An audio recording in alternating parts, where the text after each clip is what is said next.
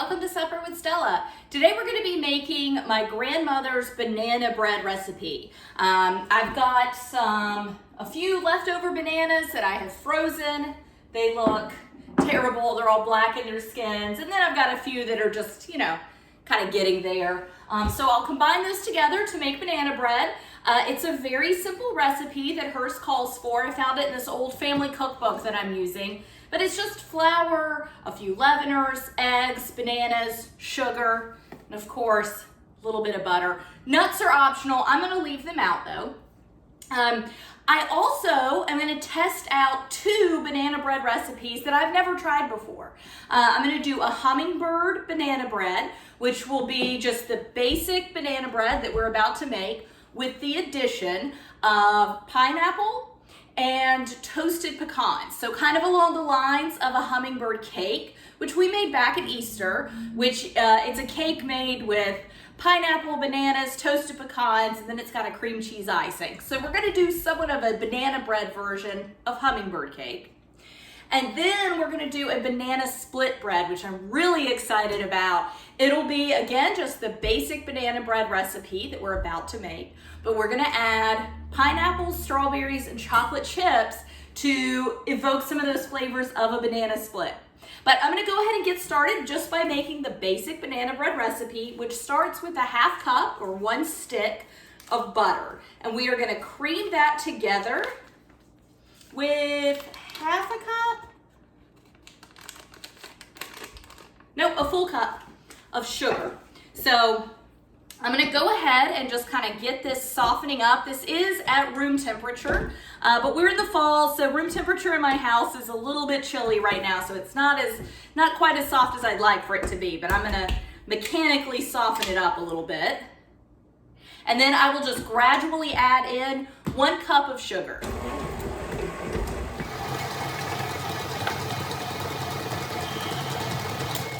Okay, so whenever you do this, always make sure that you scrape down the sides of your bowl. That butter gets, especially when it's just the butter by itself, it gets really caked up on the sides of the bowl, and then it's hard to incorporate the sugar into it when it does that. So I'm gonna turn this back on, keep adding my sugar, and at the same time, I'm gonna go ahead and get my dry ingredients just whisked together so that they're already combined. And that's gonna be 2 cups of flour and then 1 teaspoon, a 1/2 teaspoon each of baking powder and baking soda.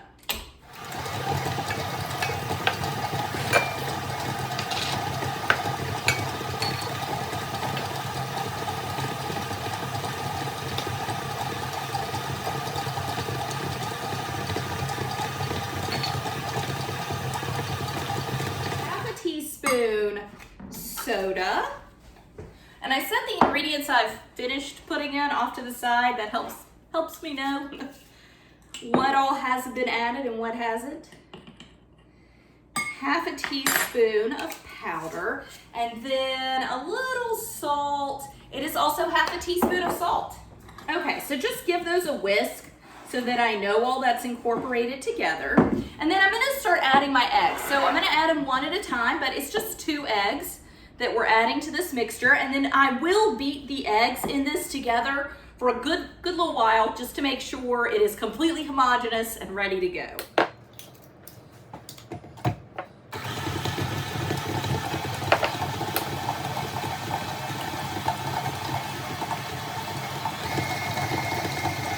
So the recipe calls for 3 bananas. I've got the few that are frozen. I'm just gonna use 1 that's frozen, and then the rest that are the fresher ones. And I'm gonna use a meat fork to mush it all up, since the tines are farther apart on a meat fork as opposed to just like a regular dinner fork. I think it works really well. But you could use a potato masher as well. It's a good, quick, easy way to get bananas mashed up for banana bread.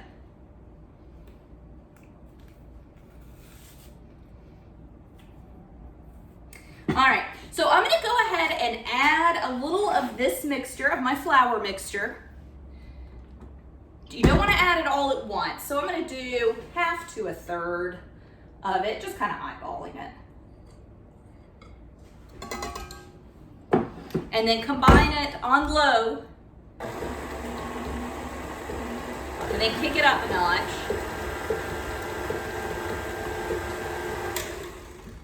And just wait till it's mostly incorporated. It's not like the egg. It doesn't need to be fully incorporated, but it's a little easier if it's mostly incorporated.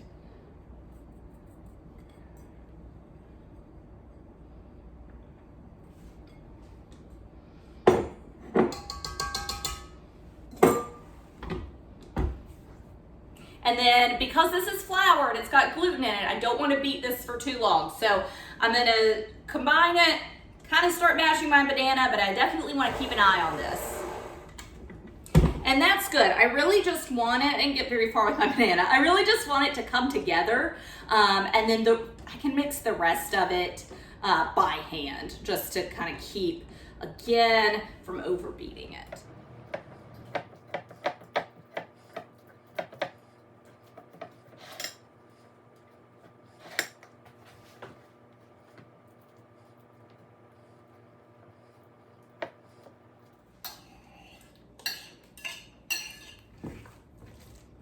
I'm actually going to stick this back in the mixer to get this banana mixed in. It's a fairly dry mixture since the butter wasn't quite as soft as I wanted it to be. And, you know, no oil, no milk, no like sour cream or anything. So I'm just going to save my arm and mechanically mix it.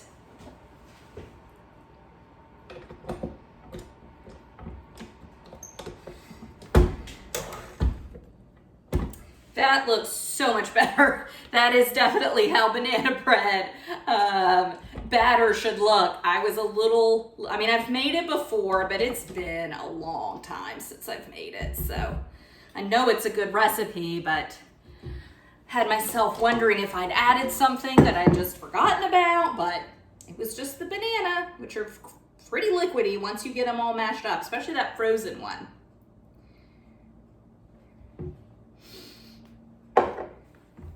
Okay, so one last go just to scrape anything up that I might have missed. These are non-stick, but I'm still gonna get these corners really good. Just get the whole pan.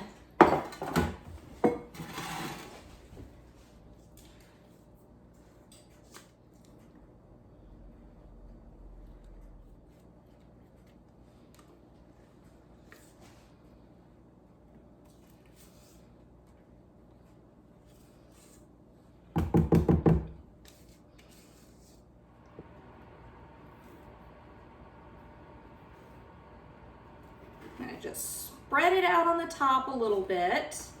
And for the most part, the oven is going to take care of all that. So I'm gonna get this in the oven and I'm gonna clean up a little bit. And then I'm just gonna go into making my next one, which will be the hummingbird bread. Or the just hummingbird bread. So it'll be the exact same banana base bread that we've made here. So I will just speed through making that. And I'm gonna add pineapple and toasted pecans to it.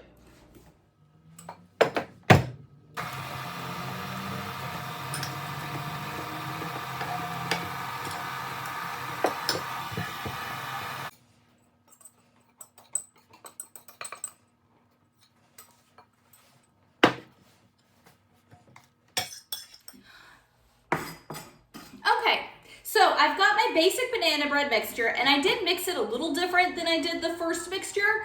I alternated, I got my banana all mashed up, and then I added half the flour, half the banana, half the flour, or remaining flour, and then remaining banana. And it came together a little better than that first recipe, and that is probably what I did last time that I just didn't remember. Like I said, it's been a few years since I made this recipe.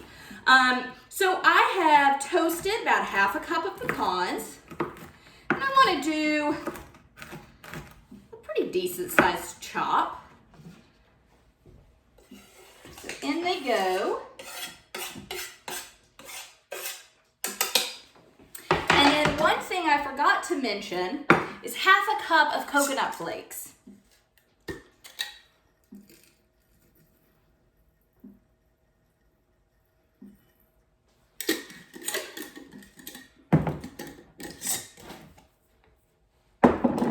Okay, half a cup of coconut, and I'm gonna go ahead ahead and mix those in. I'll be using pineapple in this, the Hummingbird banana bread, or the Hummingbird bread, and then also in the banana split bread. So I am just gonna go ahead, I really just need about a cup of it, but I'm gonna go ahead and just break this entire thing down. And this is not the best pineapple, but I can cut some of the bad spots out. I don't honestly know when pineapple season is, so might have gotten this out of season.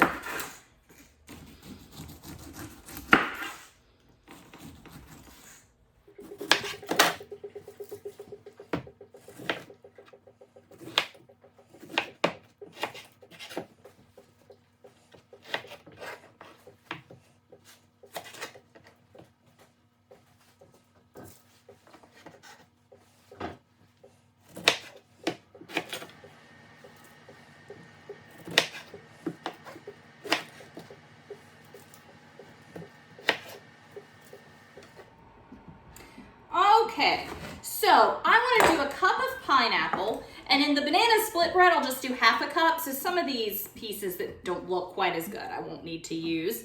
I mean, wouldn't want to use them anyway. But I'm just cutting them into just kind of bite-sized pieces. Just, you know, a piece that you'd find in like a fruit salad. Measure out a cup, which is just going to be 2 wedges, looks like.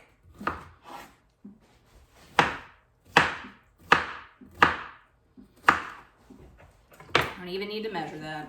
2 wedges. Incorporate it. You want every slice of your banana or of your hummingbird bread to have some pineapple and pecan and hopefully coconut in it. But definitely, in my opinion anyway, the pineapple, kind of the star of this.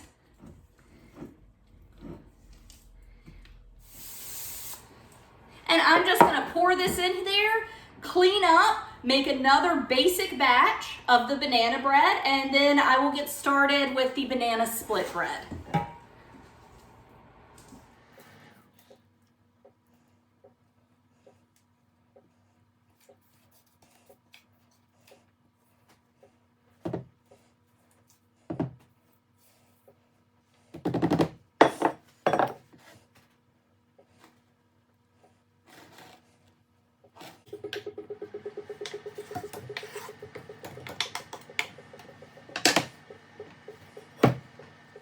All right, got my banana, just my banana bread base. I went ahead and put about a half a cup, might have been just a tad over, of pineapple chunks in it. So now I want to add about half a cup of sliced strawberries to it. And these have already been washed, so I'm just going to cap them and give them a quick slice through.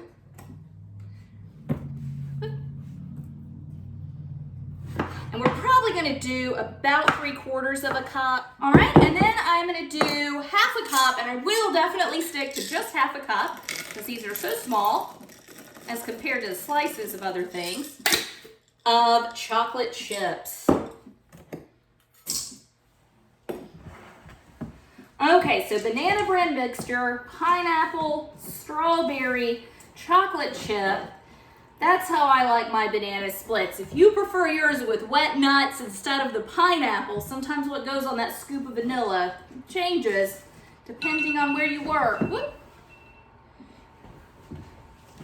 Depending on what ice cream shop you work in, that changes. So you could add, I would hesitate to add anything else that's liquidy. But if you wanted to add nuts or maybe shredded coconut to this, you could do that. I did think about using a little bit of vanilla, but I don't know, because this is going to be, I really want the banana, I want you to really taste the banana. I worry about the chocolate and the strawberry, the pineapple kind of overpowering that banana flavor. So I didn't add any extra. And as far as the hummingbird cake, or hummingbird bread, oftentimes you'll see nutmeg or cinnamon in them. But I didn't want to overpower the banana because the banana is the base of it. So I left that out, but it would not change the makeup of the dish to add that to it, right? I mean, chemically it wouldn't change anything. So you could certainly add ingredients like that if you wanted to. And when I go to eat these, if I'm like, it's really missing a little cinnamon or a little nutmeg, I might just add that into the recipe.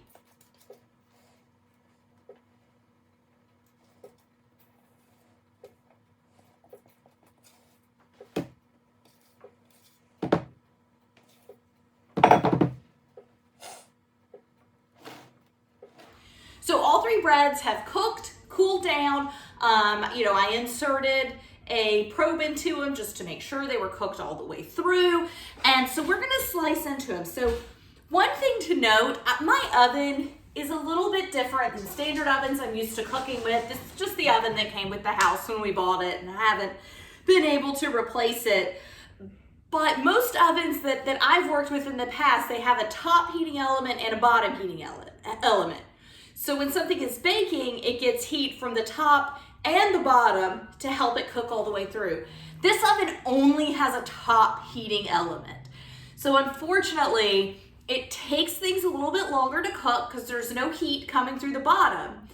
And it oftentimes means that with baked goods, things get a little darker than I want them to. So being that this is a batter, I can't really cover it in tinfoil because it comes up, it rises, it comes above the edge of the pan, but it's a wet batter, so I can't really cover it. So what I do is I just take another sheet pan and I put it on the top rack to help mitigate some of that direct heat that's coming from the eyes on the top element. So unfortunately though, a lot of my baked goods do come out, such as these have, a little darker than I would really like for them to. So just keep that in mind. If I were using a more standard oven that I am more familiar with using and have used in the past, these would not be this dark, okay? So just bear with me on some of the baked goods. But I want to slice into each of these and kind of show you what it looks like. So this right here is just the standard basic banana bread that was my grandmother's recipe. It has risen a good bit, and this was the one, if you recall, I mixed all the ingredients together, just like the recipe said. I mixed all the ingredients together, and then I went in, and it felt almost like a cookie batter. And then I went in and added all the banana at the same time. And I think in doing that, it caused me to overmix the batter a little bit, which made it rise a little bit funny. These rose a little better, and these are ones that when I put the flour in, I did half flour, half banana, mashed banana, remaining flour, remaining banana. So and I will rewrite this recipe to reflect that, so the recipe you get will reflect that. But yeah, this one, when it first came out, I was like, ooh, that looks a little funky. So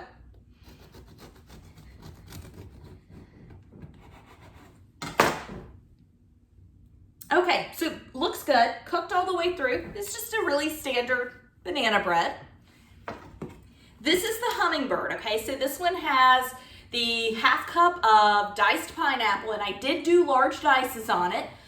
You can do any size dice that you want, but half a cup of diced pineapple, half a cup of sweetened flaked coconut, and then half a cup of toasted pecans. And this would be really good with like a drizzle on top, make a little glaze. I didn't want to do that because I'm not making cake. I am making bread. There's already a good bit of sugar in all these, so I didn't want to add any more, but it would be really good with that. Oh, and this is really nice. Yeah, you can see the pineapple in it. So here's a slice of pineapple, or a chunk of pineapple I sliced in half. Here's a pecan, and I can actually see little coconut flakes in it. And it looks good, cooked all the way through. And then on the end is one I'm the most excited about. This is the banana split bread. So we added half a cup of diced pineapple, half a cup of sliced strawberries, and half a cup of chocolate chips to the basic banana bread mixture.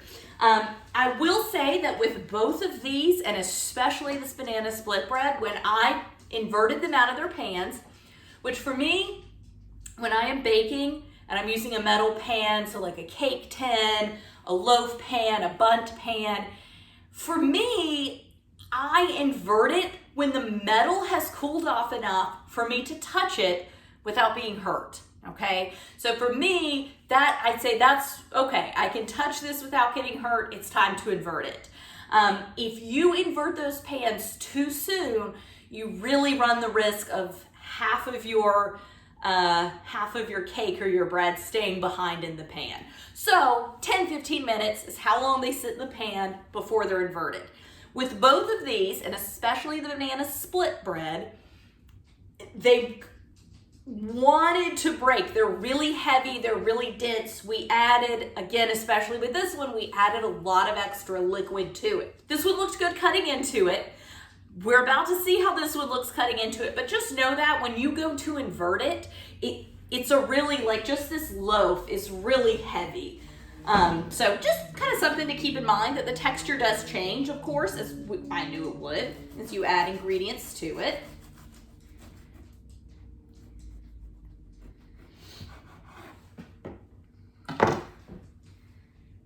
Ooh, this one looks good. I see, I had a little strawberry. Oh, the strawberry stayed behind.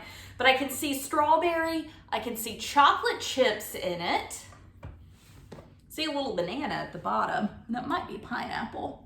But yeah, so you get some strawberry, that chocolate chip. Really excited to try these out. As I said before, if it doesn't work out, so if they don't taste good, you're not going to see this part of it. You'll just see the banana bread, because I know that this one is a solid recipe. But excited to give all these a test. And thanks so much for joining me. Bye.